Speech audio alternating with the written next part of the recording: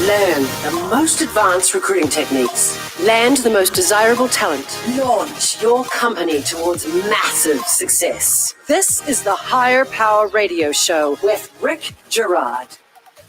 Welcome to the Higher Power Radio Show. I'm your host, Rick Girard. We help entrepreneurs and hiring managers avoid costly hiring mistakes by identifying a specific problem and providing proven solutions to enable your company to win the right hire. We share insights from top performing rebel entrepreneurs, disruptors, and industry experts like our guest today, Mr. Jeff Wald. Jeff is the co-founder and president of World Market, which is an enterprise software platform. Hiring mistakes by avoiding. Oh, and I'm getting by feedback. Identifying a specific. We got that fixed. All right, we share insights from top performing rebel entrepreneurs, disruptors, and industry experts like our guest today, Jeff Wald. He is the co-founder and president of World Market, which is an enterprise software platform that enables companies to manage freelancers, which was recently acquired by ADP. He also founded several other technology companies, including Spinback, a social sharing platform purchased by Salesforce.com. Jeff is an active angel investor, startup advisor, as well as serving on numerous public and private boards of directors. He has also formerly served as an officer in the auxiliary unit of the New York Police Department. Thank you, by the way, Jeff, for your service. That's great. Jeff is the author of Birthday Rules and the End of Jobs, The Rise of On-Demand Workers and Agile Corporations. Jeff regularly speaks at conferences in media on startups and labor issues, which is what makes him the perfect topic or the perfect expert for today's topic. Jeff, welcome to the Higher Power Radio Show today. Thank you so much for having me, Rick. Super excited to be here. Great to have you.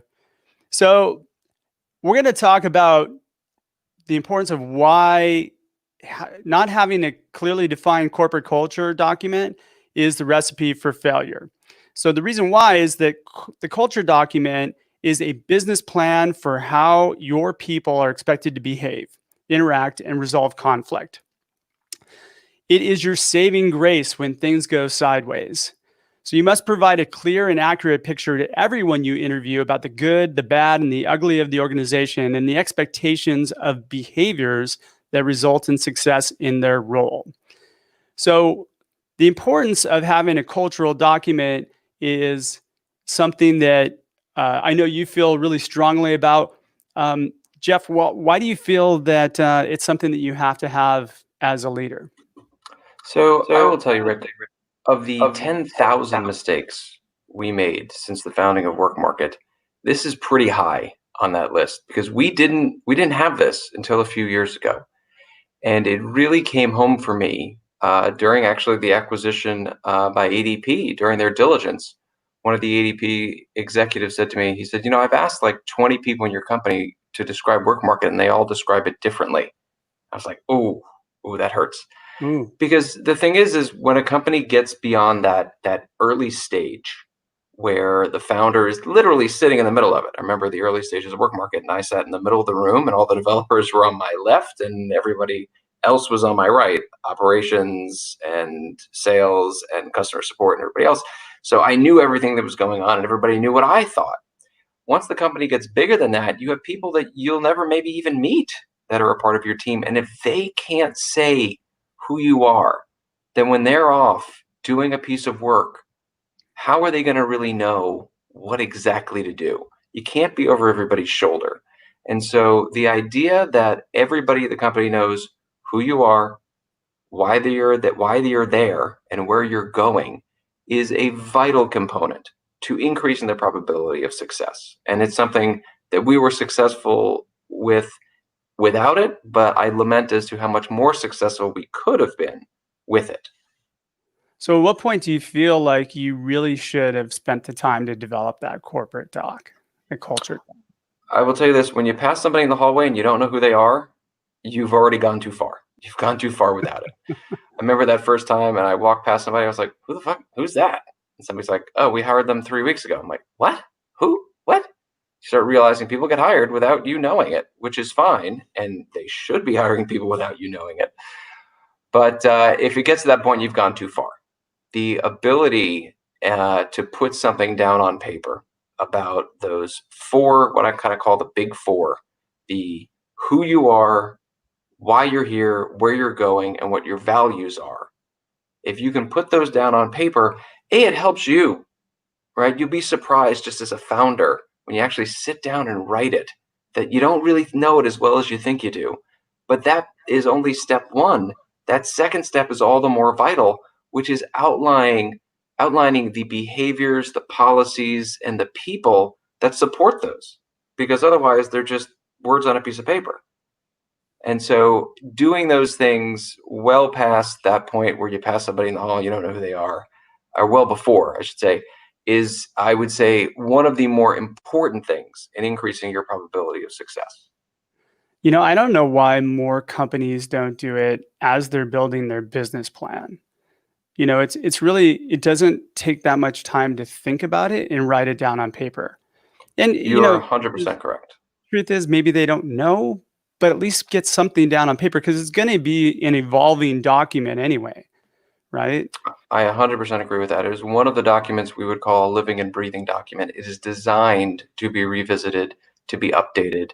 Nobody's North Star, nobody's purpose, nobody's mission statement is written in stone. You adjust as you see the market, as you see how your customers are reacting, you adjust. But it's important that your team knows that there's an adjustment and it should be celebrated. So why is it important to the company? I think this is something that maybe a lot of entrepreneurs just don't really recognize. That, you said something key a little bit earlier, which was we probably could have done that much better if we would have had this document. Do you think maybe that would have resulted in a bigger sale? I mean, yes, that is what I think. I think we would have sold the company for all the more than we did, and we had a great outcome. Our investors made money, and my team made money. It was great, and I'm not lamenting this in any way. I just think, well, we could have done better. Look, it should be a gut punch to anybody that is running a company, that running a team, if different members of your team think you do something different. Like, they should all be able to say in one sentence what you do. And if they don't, I hope I don't have to kind of walk your listeners through why that's a problem. Why the person, 7 rungs down the ladder, who's actually writing the code, who's actually talking to the customers, why having that person really know who you are, why you're there, and where you're going, why that is super, super important, that everybody is rowing in the same direction.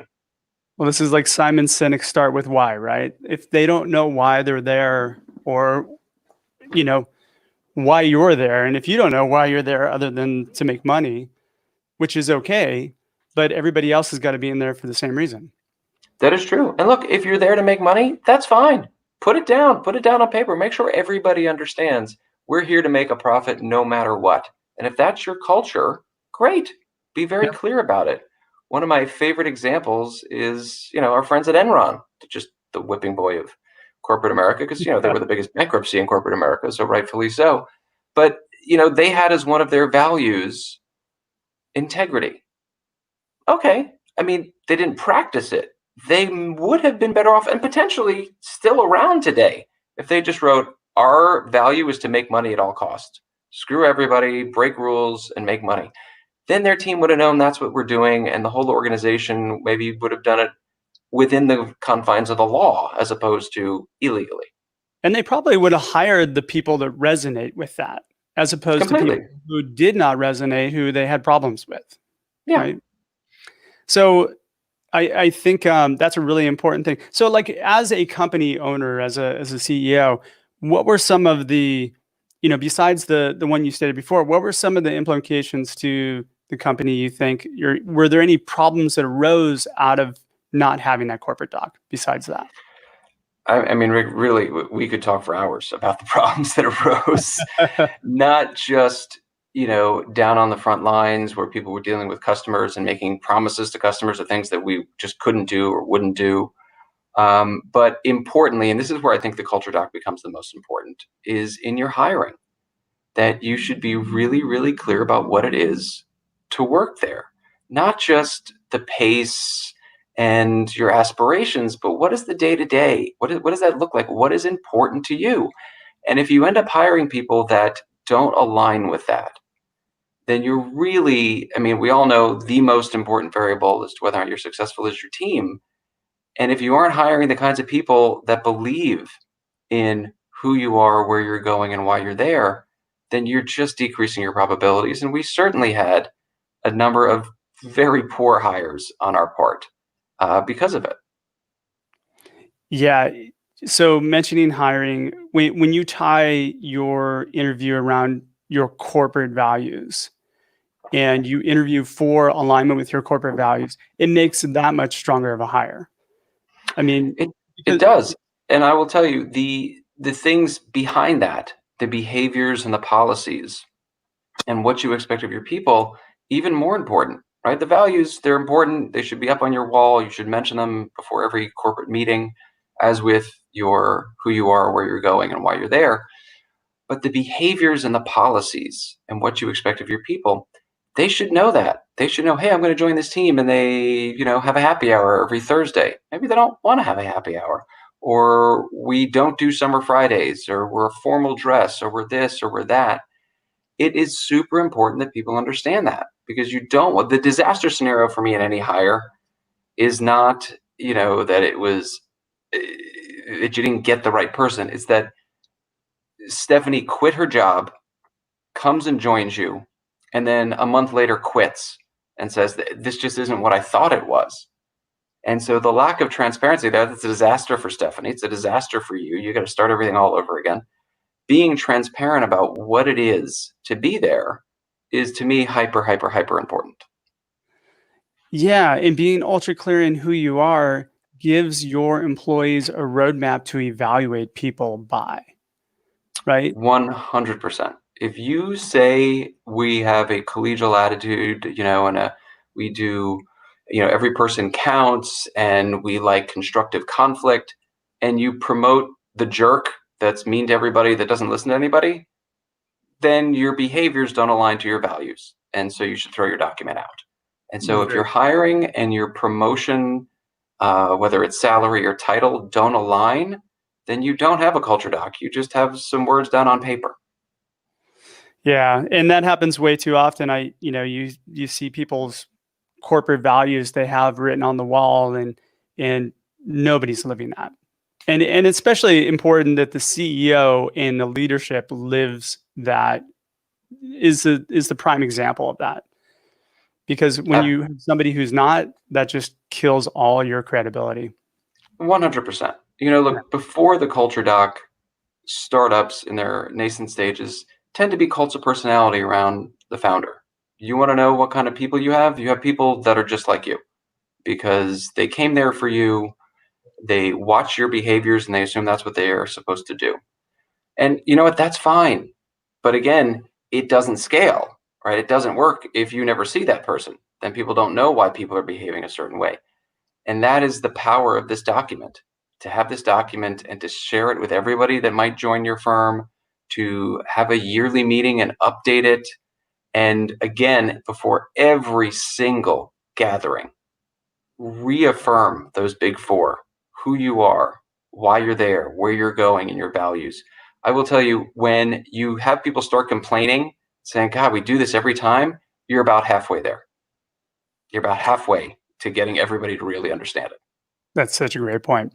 All right, you're listening to the Higher Power Radio Show. I'm Rick Girard, and for our podcast listeners, we're going to take a quick educational moment from our sponsors. Hey, check out stridesearch.com. There you'll find additional content and resources to help you win great hires. Today, our guest is Jeff Wald. Jeff is the CEO and co-founder of Work Market, an ADP company.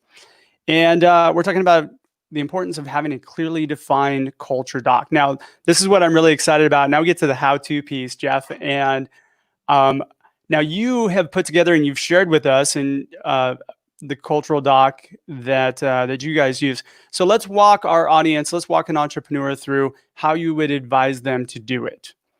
Right. So, well, first, as with anything, with any early stage company, it starts with you, right? It starts with the founder. It starts with the executive team. You need to write it all down.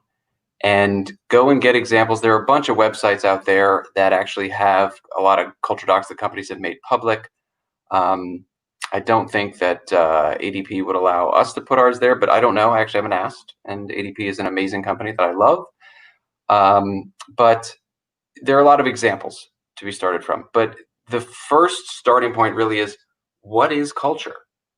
What are you putting down? And so I would say to look at those examples and to take that first step. But those examples basically give you this framework. You have your big four. What is culture? I would say that a culture is who you are, why you're there, where you're going, and your values as represented by the behaviors, policies, and people of a company. And it's that last part that a lot of people leave out, because without it, you don't have a culture. You have a bunch of words on a piece of paper. Yeah, I feel like culture is how people work, like how people act around the water cooler when nobody's looking, right? That is fair. Yeah. That is fair.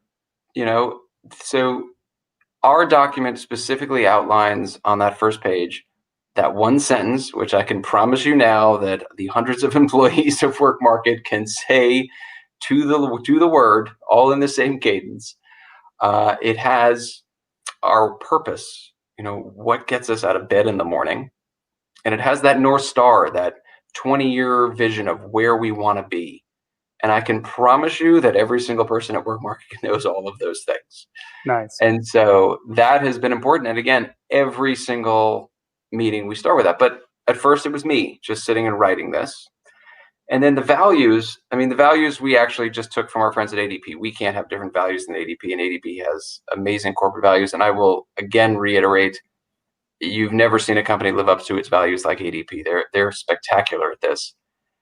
And then you have to go through and start thinking about those behaviors and policies that support your values. If you have a value of transparency, but you aren't having a weekly meeting or a quarterly meeting where you're sharing all your information, if you don't have open calendars as a behavior, if you don't openly discuss X, Y, or Z at your company, then you don't have a behavior that supports the value. So why do you have the value? What's the point of the value transparency if you don't have the behaviors to do it? So write all that down, but then go and start listening. So for WorkMarket, when I did this, we had 4 offices around the world. I got on a plane. I spent a day at each office and just said, what does it mean to you to be at WorkMarket? What does it mean? Why do you guys get out of bed? Where do you think we're going? What are the behaviors and policies that you're proud of? What are the things that we do on a regular basis that you don't think we should be doing? What are some of the behaviors and policies that we should stop? And so I asked them, and I took all of that data and then recreated a document, shared it with everybody, and made it open for everyone to comment. We used Google Docs, put it up in Google Docs and said, everyone have at it. Because one of our values is when a decision is made, well, first we have constructive conflict on making a decision. We are very clear as to the decision-making process. It's my decision to make. And once that decision is made and I've heard everybody, it is on board or overboard. I don't want to hear it. I want to hear it if you have new data. If you tell me something that I did not know when I made the decision, by all means, come, my door is open anytime. But if you are just going to rehash an old argument, don't. And that is the culture at WorkMarket. And it says it in that document, that when decisions are made, we're on board or overboard. So if you were to advise a startup entrepreneur to build out, the values, or the core values of the company, how would you advise them to do that? Well, I would tell them to first go and look at as many examples as you could. And if you just Google Culture Doc, there are a bunch of companies out there that post theirs. There are a few websites that aggregate them. I read as many of them as you can. I would then think about those big 4 and what they mean to you. I'd write them down. And then I'd start asking your executive team first and foremost, what is it to you to be here? What brought you here? Where do you think we're going? And you start gathering data. And then, as with any other process, you listen to as many people as you can. But then as the founder, it is up to you to make a decision and you put it down. But I would say that the first time you put it down after listening, you should not make that your final decision. You should use it as an iterative project. So every year revisit it. So if I'm starting with maybe 4 or 5 values, that I think are what the company is that I want to build, and the environment that I want to work on or work within, right? Let's say I lay out transparency and, challenging and, these other things. What's a good starting point, do you think, to start with? Because again, you're gonna be evolving this document every year. You're gonna have to look at it again. So where's a good starting point for an entrepreneur? Well, the starting point, honestly, Rick, is it's themselves. I mean, these companies are the reflection of you. And Yep. if you're a transparent person, then you should have transparency as one of your values. If you are not a transparent person, if you hold things close to the vest, I would strongly encourage you not to put transparency, because people will look to you. And even if you put in place processes, but you don't follow them, it's no good. So you have to start with yourself. What kind of person am I? Do I care about the community? And am I going to make sure that I spend one day a quarter doing community service? If that's important to you, then yes. Do you believe that every person counts? And do you want everyone's opinion? Or do you not? Do you just think, you know what, everyone else is stupid, everyone should just do what I say and shut up? That may be fine. I think that's a terrible way to lead, but if that's who you are, then that's who you are, and that's who your company is, whether you like it or not. Do not put down something that does not reflect you and your behaviors and your values. So the key point here is be honest with who you are, and you got to be brutally honest with who you are. You really do, because your team is super smart. I mean, that's why you hired them, and they will see through whatever it is you've put down. And so be candid with everyone, most importantly, yourself. Yeah, the decisions you make, you should be questioning against, does this decision that I'm making reflect our values? 100%, because you want your team to be doing that. Again, you're going to hopefully for everybody that is listening, you're going to get to the point where you won't know everybody. You won't see them on a day-to-day basis, and they have to make decisions. And you want them making decisions that reflect the kind of company that you want to lead. And the best way to do that is to have it down on paper and to hammer it home again and again and again, to hire the people and promote the people that are living those values and are living those behaviors. All right, I love that. All right, so you start with the values. Then the next thing you're going to define out is going to be what? Behaviors and policies? It is going to be those behaviors and policies, and they are the norms in which your company happens. Look, at Work Market, we are huge fans of our weekly meeting. There is nobody at Work Market that is not invited to that meeting. We don't hold anything back in that meeting. I mean, let me be clear. We don't say what everybody's salary is. It's not like, hey, John, who makes $123,000, I'd like you to answer this question. We don't do that. People's salaries are between, the company and them, not everyone's business. But beyond that, there's almost nothing we don't talk about. And one of the important things at that meeting is that if you don't understand something, either ask at that meeting or ask after. Because if you're not asking, I have to assume everybody knows. And it says in that document that we have an open meeting every Monday. Everybody's invited to that meeting. And it says under the people section, we expect you to ask questions always. Because that is what we expect. And so you need to look at the norms and the behaviors of what's happening today. And hopefully they align with your values. And if not, start putting in place the behaviors and the policies. But those behaviors are things around your calendars, around your social events. They're around how you run that company. What's your cadence on conversations with customers? What's your cadence and how do you develop new features and products? Those are all how you run your company. Those are your norms. So just write them down. And the policies have to be there or put in place. You have to start thinking about and writing down what policies support or cultivate those behaviors. Absolutely. Look, let's stay with transparency because it's one of my favorites. Yeah. Is it your practice to then send around the board deck to everybody? Obviously, scrub it for some information that's inappropriate and send it around. When Work Market was an independent company, that's what we did. We just said, hey, we just had a board meeting. Here's the deck for everybody. And we're going to do the exact same meeting now for all of you, but we're going to give you 3 days as we give our board members to read everything. And that was a behavior that was written into our culture document because that's what we did. And if we didn't do things like that, if we didn't have Google Calendar where anyone could put a meeting on anybody else's calendar, if we didn't have a host of other things, then I would say transparency was not a value of ours. Perfect. And then the third piece would be what? The third piece are the people. Look, in our document, it says what it means to be a work market team member. And it also says what it means to be a work market manager. And so to stay with a team member, do you want people that are questioning everything? Do you want people that are constantly trying to improve? Or do you want people that are just punching a clock and going home? I wouldn't opine. Well, actually, I take it back. I will opine. I think it's ridiculous if you want people that are just punching a clock and going home. But that may work for some people. As a manager, do you want people that are just saying, I made a decision, nobody talk, which I appreciate I say in some contexts? Or do you want people that are making decisions based on input? Do you want people that are giving constant feedback?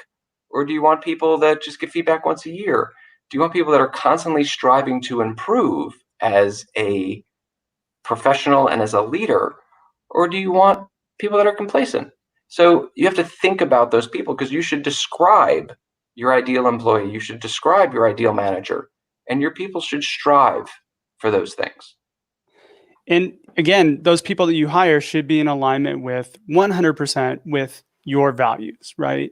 If somebody doesn't do well in a transparent culture, you shouldn't hire them.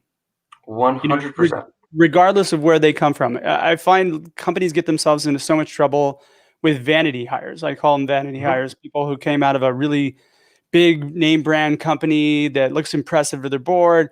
And I've had many CEOs have been on here that have said, yep, I've done that. And it was the worst hire ever made, right? And it was just a bad hire because it wasn't the right fit for either individual, for the individual or the company. So you have to tie those hiring decisions specifically to those values. I couldn't agree more. And of course, even with all that, because we didn't have a culture doc, we didn't have it written down, we did make that mistake. We hired, big name executive from big company, and it was a disaster. And you know what? She's a wonderful person. She remains a dear friend, but terrible hire. Shouldn't have done it. Yeah, and we all have. I mean, it's something that everybody's done, right? Just don't do it again. Well, we can strive not to do it again, but unfortunately, sometimes we do make the mistakes, just not the exact same one again. Exactly. If you do it 3 times in a row, then that's a problem, right? That is a problem. All right, perfect. So we're getting pretty close on time. Jeff, what would be 2 or 3 key takeaways you can give the audience so they can plug it into their business today? First one is you really need to write down this culture doc. And there's never too early a stage to do it. There's definitely too late a period. So write it down, point 1. Point 2, it is a living, breathing document. You've got to continue to iterate on it, and you've got to continue to talk about it again and again and again so that your people really understand. And point 3, you've got to use that for your hiring and your promoting, because you are trying to build a team that's going to help you succeed. So don't leave any stone unturned in your processes in doing that. And I will tell you from my experience that this is one of the best tools you have for building the best team that you can. Because if you get everybody rowing in the same direction, you're much more likely to be successful. Yeah, you know what? You mentioned promotion, evaluating people who fit that and exemplify your corporate values. It's much easier to make those decisions rather than, well, I guess he's doing a good job, let's just promote him. You're right. And quite frankly, and you should be doing the opposite. If somebody doesn't live up to your values, the stereotypical brilliant jerk, if you promote that jerk, your good people are going to leave. Yeah. They're going to say, all right, none of this means anything. If you fire that person, which you should in most circumstances, there's obviously no hard and fast on anything. If you fire that person, then your people are going to say, oh, wow, yeah, we are living our values. That guy was really good, but he was disruptive. So he's gone. And that is something that we did reasonably well, but I can certainly think of an example where we kept somebody on way too long. Yeah. Well, And it happens to all of us. We've all done it. But that's a great point. Thank you, Jeff, so much for your time investment today. And I want to welcome you to the Higher Power Radio community. Now, what would be the best ways in which members of the community can reach you, find your book, all that good stuff? Well, the book just came out 5 weeks ago. It is certainly available on Amazon and wherever fine books are sold, but not yet in bookstores because we don't have bookstores open just yet, but God willing, soon. We were fortunate enough to hit number 1 on all of Amazon's HR categories for a brief period. So the reception's just been great. So, and you can obviously, any of your listeners can reach out on LinkedIn or on Twitter. Always happy to talk about hiring and HR technology and what's going on in the space. Perfect. And we'll link all that in the show notes. All right. I want to thank our listening audience for tuning into this week's episode of Higher Power. A quick thanks to our team, Christopher Decker, Andrea Ballin, and our creative director, Ayla Gerard. If you're listening to the podcast, please subscribe, review, and share. We're listening. We welcome your feedback, and we're just working really hard to make this content much better for you. Join the Higher Power Radio community at Higher. That's HIRE, Power, POWER, radio, RADIO.com, or you can drop me an email at rick@stridesearch.com. Tune in next week. Our guest is going to be Kelly Robinson. We're bringing that gentleman back. He's the CEO of Red Dot Media. I'm your host, Rick Gerard, and you have been listening to the Higher Power Radio Show. Aloha. Thank you for listening to Higher Power Radio. Catch our LinkedIn Live show every Tuesday at noon or download the podcast on iHeartRadio, iTunes, YouTube, or your favorite podcast platform. We appreciate you joining us on Higher Power Radio with your guide to recruitment success, Rick Gerard.